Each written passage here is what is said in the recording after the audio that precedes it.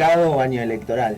Sí, un año electoral complicado, todo muy parejo, con mucho juego y entonces, bueno, por lo tanto, la verdad es que hoy todavía, a casi 25 días de las elecciones, no podríamos dar un resultado cierto, porque hoy está todo abierto.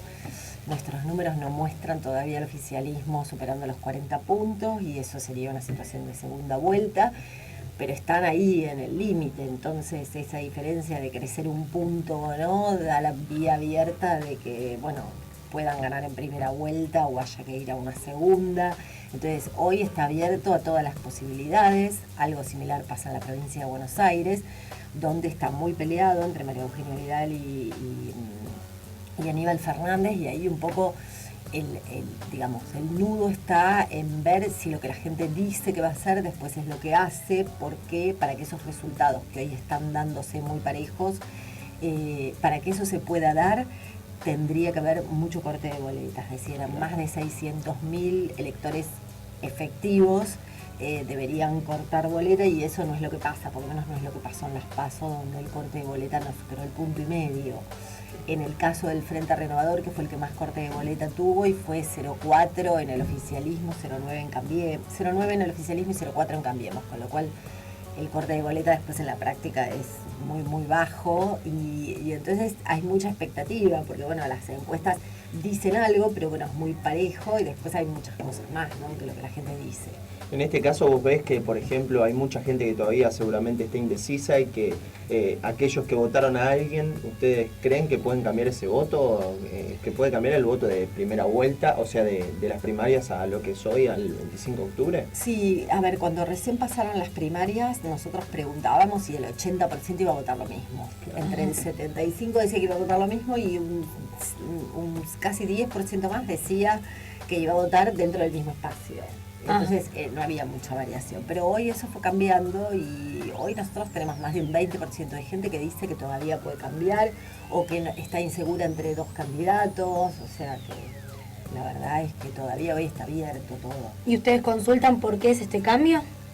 Sí, porque bueno, no lo tienen totalmente decidido, están escuchando las propuestas, están viendo, hay también cambios entre los candidatos, ¿no? Y de hecho ayer hubo un cambio, digamos, uno de los apoyos de Massa se pasó al Frente para la Victoria, o sea que hasta si los mismos candidatos cambian, ¿por qué no va a cambiar la gente? Que cambie la gente, ¿no? Sí, la gente mira, la verdad es que cuando uno le dicen, digamos, hay casi, no en términos generales, ¿no?, pero por ejemplo en la ciudad de Buenos Aires, en esta última elección, el 50% de la gente ya lo tiene decidido, yo diría, de antes de la campaña, porque por simpatía partidaria, por un tema de tradición, por el otro 50% se define en los meses anteriores a la campaña. De esos hay un 20% que dice haberlo decidido el día de la elección, en el cuarto oscuro, o sea, 2 días antes. Claro. Sí, la verdad, sí, que hay mucho voto de haberle preguntado a los padres o a la familia antes de salir.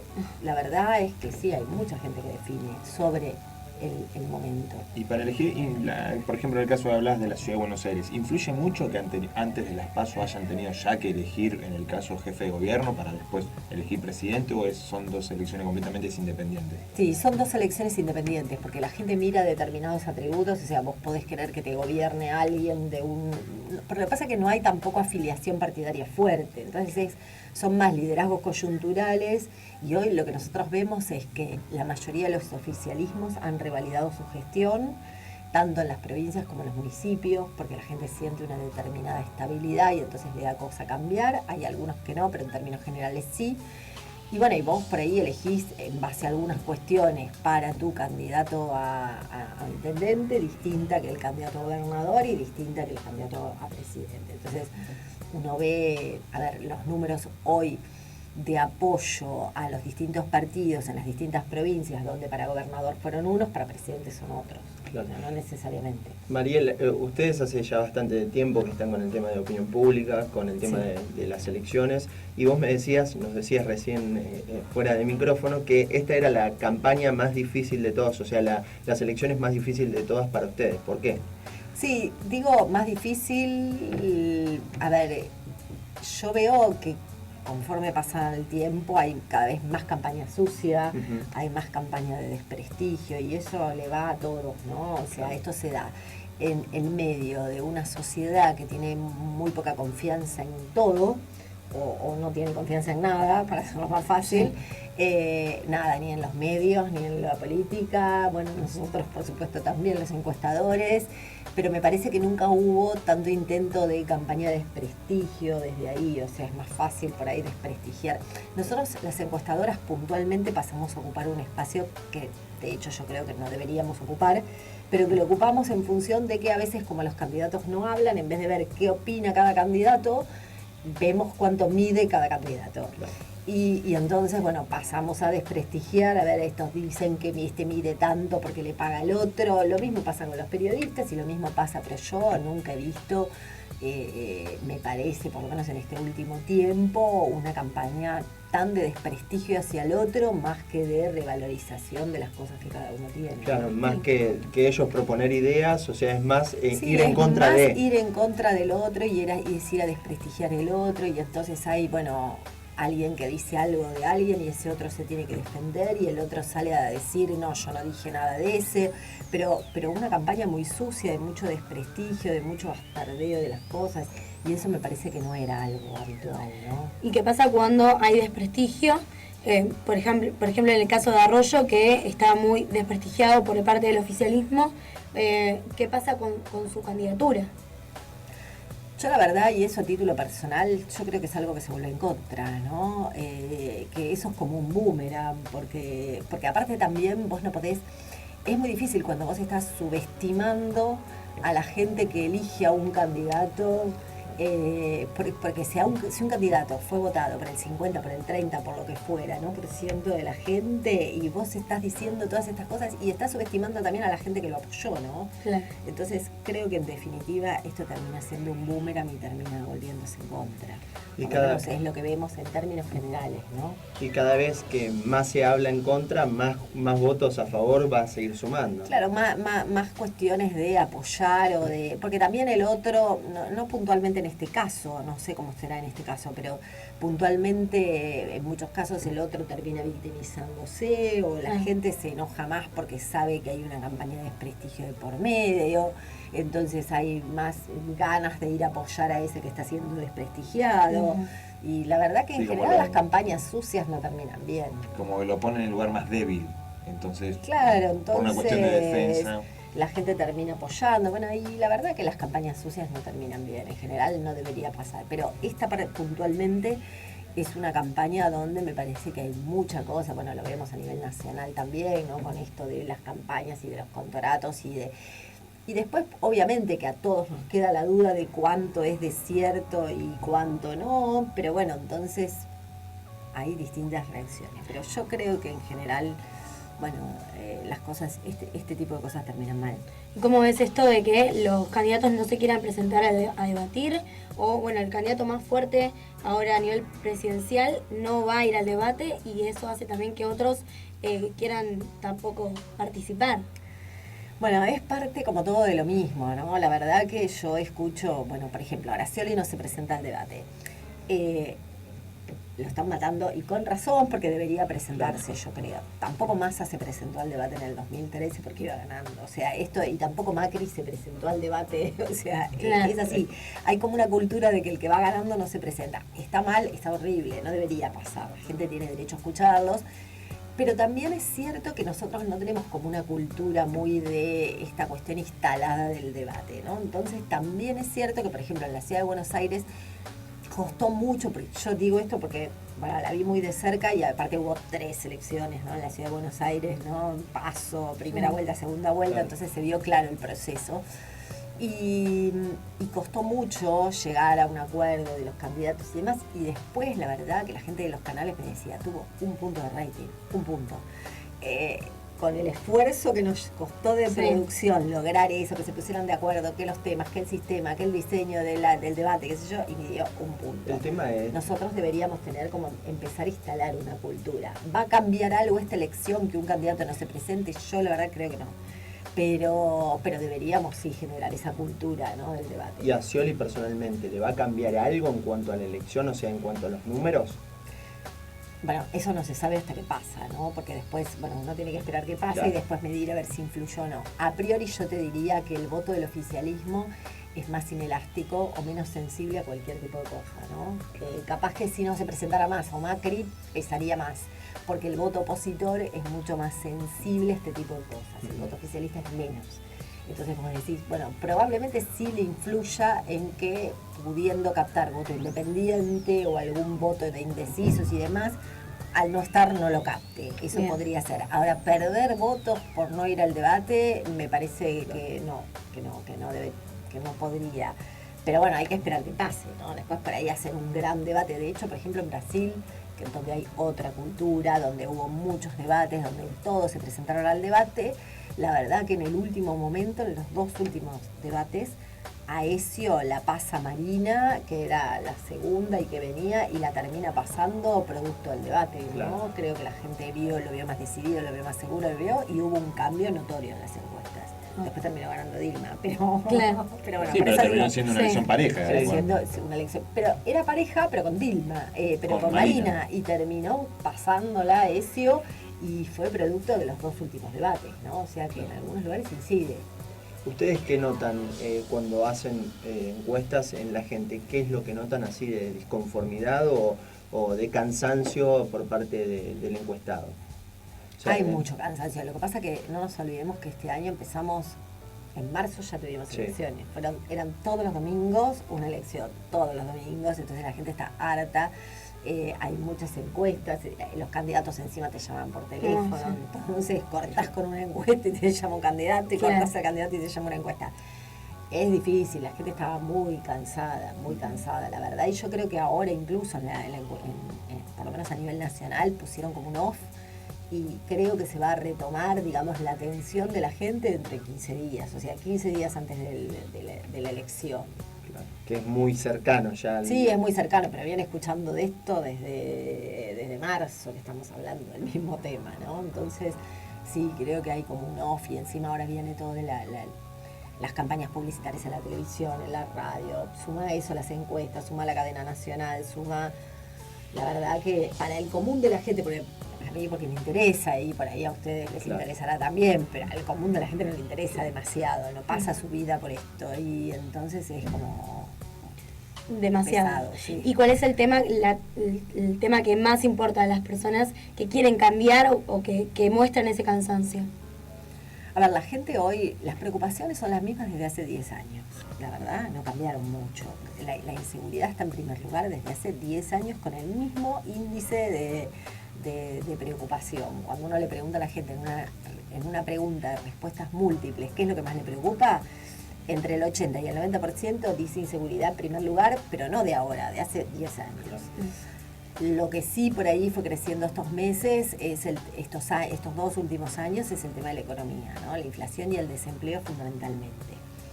Y esto sí, hoy si vos sumás preocupación por la inflación y por el desempleo, supera a la inseguridad. Lo que pasa es que también la gente es como muy escéptica de que alguien lo pueda modificar, porque evidentemente la inseguridad es una preocupación de hace 10 años y hubo sucesivas elecciones y la inseguridad no fue un motivo de cambio entre oficialismo y oposición. No generó ningún cambio. Entonces, bueno, evidentemente es un factor que preocupa, pero es un factor que no termina definiendo la elección. Sí, y respecto al sistema de votación, ¿qué dice la gente? ¿Se siente cómoda con esto de las boletas o hay un interés por cambiar hacia la boleta única, hacia la boleta única electrónica? Hay de todo en esto, ¿no? Porque cuando uno dice la gente es mucho, entonces hay determinados segmentos. Hay un segmento de gente que normalmente correlaciona mejor con los segmentos que votan oposición, que está más preocupada por el sistema de votación. La verdad que esto que pasa ahora pasó toda la vida. También es cierto que cuando la oposición hoy pide un cambio en el sistema de votación y demás, también lo podrían haber pedido hace 4 años. O sea, esto viene de siempre y es un error el sistema. Y, o sea, uno no puede tener una boleta de este tamaño y tener que apelar a votar y que las otras boletas no estén. La verdad, pero también es cierto que esto no es nuevo, que esto pasó siempre, que no estamos viviendo ninguna novedad y que debería verse, o sea, debería empezar a trabajarse el sistema. Algunas provincias fueron avanzando, la provincia de Santa Fe avanzó en la boleta única, bueno, y de ir cambiando la forma. Por ahí es muy difícil que en la provincia de Buenos Aires uno pueda tener una votación, digamos, como tuvieron en la ciudad de Buenos Aires, porque tenemos infinidad de mesas, infinidad de votantes en lugares muy dispersos. Uno a veces es difícil hablar desde un lugar cuando uno no conoce las realidades, ¿no? Hay lugares, digamos, en el impenetrable de Chaco donde la gente tiene que salir 2 días antes, los tienen que ir a buscar y los tienen que hospedar en un hotel, pero porque no pueden salir, digamos, y si no, no pueden votar. Entonces, cuando uno habla por ahí desde acá, es fácil. Del desconocimiento. Pero hay que estar en algunos lugares donde la verdad es que son situaciones que uno ni se imagina. Entonces, cuando uno dice, bueno, quiero el voto electrónico, y hay algunos lugares donde la verdad es muy imposible difícil. porque no... Mira, sin irnos más lejos, acá en Mar del Plata llovió y Y al fue un ir a caos. algún lugar, ir a votar era un caos. La gente esperaba abajo de la lluvia, todos con Totalmente. paraguas, y los fiscales de mesa que iban y venían y controlando y Mucha gente ni sin siquiera irnos votó. al Chaco, o sea. Sí, por supuesto. Sí, no, en muchísimos lugares en el interior. Claro. Por eso digo, en la provincia de Buenos Aires mismo, instalar un sistema de voto electrónico así de golpe, de acá a la elección, es imposible. Claro. Sí es cierto y creo que bueno, las autoridades electorales lo están teniendo en cuenta, algunas propuestas de la oposición, que sí puede ser que se pueda ir, o sea, todos lo que queremos es mejorar el sistema, ¿no? Y que bueno, estas cuestiones, a ver, a ninguno les sirve llegar con sospechas de falta de legalidad, de legitimidad en su elección. Claro. A nadie le sirve. Porque eso después de alguna manera te consume capital político antes de arrancar. Entonces a nadie, a nosotros como ciudadanos, ni a los que ganan como dirigentes. Entonces bueno, tenemos que tratar de buscar una forma que sea lo más transparente posible. Estas cosas pasaron siempre también, ¿no? Eso es cierto. Y evidentemente no hemos mejorado demasiado. Marieli, ¿qué significó para ustedes ingresar en el tema de la opinión pública hace 9 años? Bueno, nosotros somos una consultora que hacía temas de organización y de hecho hay una parte de empresas. Cuando empezamos con el tema de opinión pública, bueno, era una parte especial, o sea, era una investigación de mercado político, pero que tenía otros componentes. Y bueno, y evidentemente también a veces uno planea algo y la cosa te va llevando para otro, ¿no? Nos fue bien, tuvimos algunas elecciones con aciertos importantes y bueno, y empezamos a tener repercusiones en los medios y entonces eso nos llevó a ser más conocidos y bueno, y a tener más demanda y bueno, y se generó una línea, digamos, de un producto o un servicio distinto que quizás a priori no teníamos nosotros no teníamos pensado y hoy la verdad que bueno nos hemos convertido como en un referente en términos de opinión pública. Y en este marco hace poquito hicieron una encuesta, por ejemplo Aníbal Fernández que salió a criticarlos porque lo habían dado puntos abajo. Sí, bueno, nos critica todo el mundo, ¿no? Bueno, algunos hablan bien, pero Claro. la mayoría nos critica, o sea, la realidad es que cuando uno no está bien en algo, bueno, lo primero que hace es matar al mensajero. Nosotros somos el mensajero. Y en esto que decía al principio, hay mucha cosa de tratar de desprestigiar. Nos mató Aníbal Fernández, Randazo nos dijo de todo. Bueno, no me acuerdo, en este último año, así con nombre y apellido, muchos. Hemos sufrido, bueno, nada, cuestiones, digamos, de tergiversación de encuestas nuestras, diciendo que eran nuestras y no eran, de mails, de cosas, bueno, nos ha pasado de todo. La verdad que este año sí fue como entretenido. Estamos Movidito, un año movido. Sí. Pero eso también puede ser por justamente ustedes posicionarse como un referente, entonces también se sabe que cuando se es importante, o se tiene un prestigio, van a venir los palos también, van a venir Sí, los es lo mismo golpes. que estábamos hablando recién, ¿no? Las campañas sucias fueron para todos lados. Entonces, bueno, nosotros tampoco nos exime de eso. Decimos eso por ahí. Lo que pasa es que uno no está acostumbrado. La gente que está en política, que hace política, por ahí le resulta más natural. A nosotros, a mí particularmente no me resulta muy natural, no me resultaba muy natural, pero bueno, evidentemente son las reglas del juego. Marieli, para ir cerrando, ¿qué números existen en cuanto a encuestas acá en Mar del Plata y a nivel nacional? Nosotros a nivel nacional tenemos una situación de mucha paridad, que estamos rozando. Vamos a publicar este fin de semana y estamos cerrando hoy los números, todavía no los tengo, pero bueno, estamos rondando, o sea, no lo tenemos a Scioli llegando al 40%. No lo tenemos en 40, pero lo tenemos llegando al 40, cerca. No lo tenemos a Macri en 30, pero lo tenemos ahí del 30 y lo tenemos a Massa en el 20. Entonces, esa situación deja hoy abierto un poco el escenario para todo. Falta poco tiempo, ¿no? Entonces, ese es el escenario a nivel nacional. Si va a llegar a primera vuelta o no, está ahí, está en el límite, digamos. Hoy nosotros no lo tenemos en primera vuelta, pero puede llegar. En la elección a gobernador, como les decía, pasa lo mismo. Es una elección que está pareja, que María Eugenia Vidal por momentos tiene mucha mejor imagen que Aníbal Fernández. Tiene mucho menos, o sea, Aníbal Fernández tiene un techo importante, hay casi un 60% de gente que dice que nunca lo votaría, pero bueno, de ese 40 que lo votaría, con 40 le alcanza. Entonces, esa diferencia que tiene Scioli hoy de 12 puntos prácticamente que hay entre Scioli y Macri, hay que ver si esa gente va a cortar boleta o no. Hoy María Eugenia Vidal está peleando la elección con Aníbal Fernández, pero el tema es si la gente después va a cortar toda la boleta que dice que va a cortar, que de hecho históricamente lo miramos y no pasa. Entonces esa es la duda que se genera.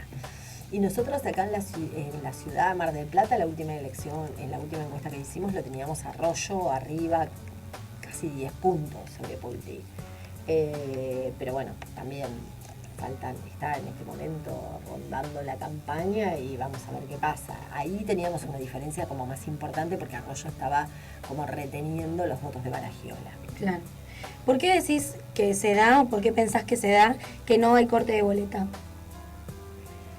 Porque la boleta mide como un claro, la gente mete la boleta entera para irse rápido del cuarto oscuro.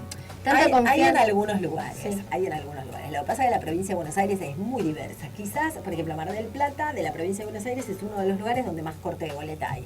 Pero en el conurbano bonaerense no hay mucho. Porque la gente, aparte, hay mucha gente que no conoce a ninguno de todos los que están en la boleta. Entonces, ¿para qué la va a cortar? Digamos, la realidad es esa, ¿no? Hay diversas realidades. Mar del Plata siempre se caracterizó por ser del interior de la provincia de Buenos Aires. Mar del Plata, Tandil, Bahía Blanca, lugares que tienen bastante más corte de boleta. Pero en algunos lugares no. Después por ahí tenés miedo de confundirte y que si cortás la parte del medio, pensá que tiene 7 cuerpos la boleta. El otro día hablé con un inversor extranjero y me decía, ¿y es troquelada la boleta? No tenía ni idea cómo era y no se imaginaba, ¿no? No, es una boleta así, tiene 7 cuerpos, vos lo tenés que cortar, tenés que encontrar la otra, tenés que no confundirte, que no te sobre alguno, que no te terminen anulando el voto. No copiar alguna, porque si no, si pones dos del mismo diputado, ese es el miedo, claro. Entonces, bueno, decís, ya está. Claro. O hiciste 3 horas en la cola y dijiste, ahora más cortar fácil. el Parlasur